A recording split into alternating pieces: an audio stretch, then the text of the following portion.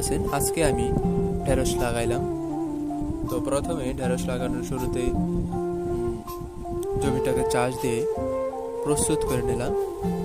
তারপরে দেখতে পাচ্ছেন যে ঢেঁড়স একজন দাগ টেনে দিচ্ছে, আরো সবাই লাগাচ্ছে। ঢেঁড়সের লাইনগুলা একটা দিতে হয় চিকন, আর একটা দিতে হয় মোটা মোটা লাইন করে ঢেঁড়স পাড়তে হয়।